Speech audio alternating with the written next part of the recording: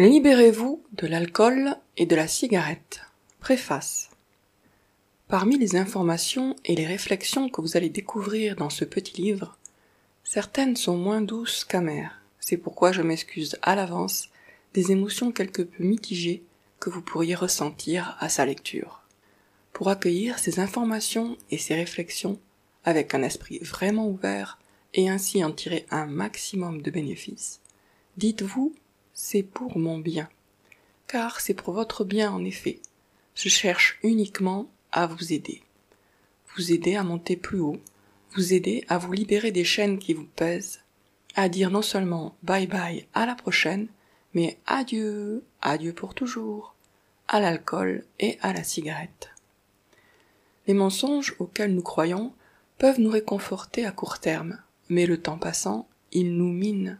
En effet, ils nous enfoncent dans nos mauvaises habitudes et ainsi nous détruisent à petit feu. Et inversement, ce qui est bon pour nous n'est pas toujours bon au goût. Ainsi, l'huile de foie de morue n'a pas la douce saveur du sirop de grenadine. Comme un scalpel crevant un abcès, la vérité fait un peu mal sur le coup, surtout lorsqu'on y est confronté pour la première fois. Mais ses effets à long terme n'en sont pas moins extrêmement bénéfiques.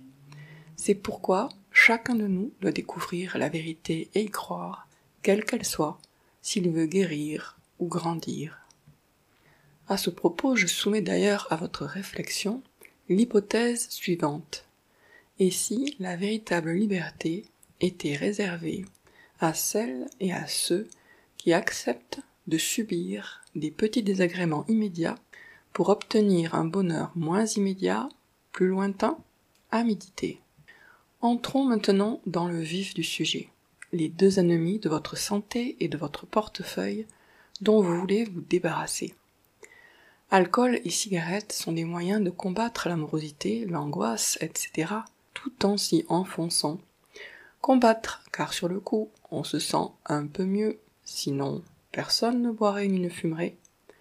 En s'y enfonçant, car, à moyen et long terme, les conséquences sont trop désastreuses pour espérer mieux. Recourir à ces substances est aussi une manière de se suicider lentement, de se tuer sans en prendre consciemment et explicitement la décision. Vous savez déjà que l'alcool est à consommer avec modération et que fumer peut entraîner une mort lente et douloureuse, et pourtant, vous continuez. Ou du moins, c'est ce que je me permets de supposer. Si ce n'est pas le cas, et que c'est animé par une curiosité toute désintéressée que vous lisez ce livre, je vous en félicite. Vous voulez comprendre pourquoi vous obstinez dans une route qui n'est pas la bonne? Vous voulez changer de direction? Vous voulez arrêter définitivement l'alcool et la cigarette, vivre sans épée de Damoclès suspendue au-dessus de votre tête, de vos poumons, de votre foie? Alors, vous êtes dans le bon livre.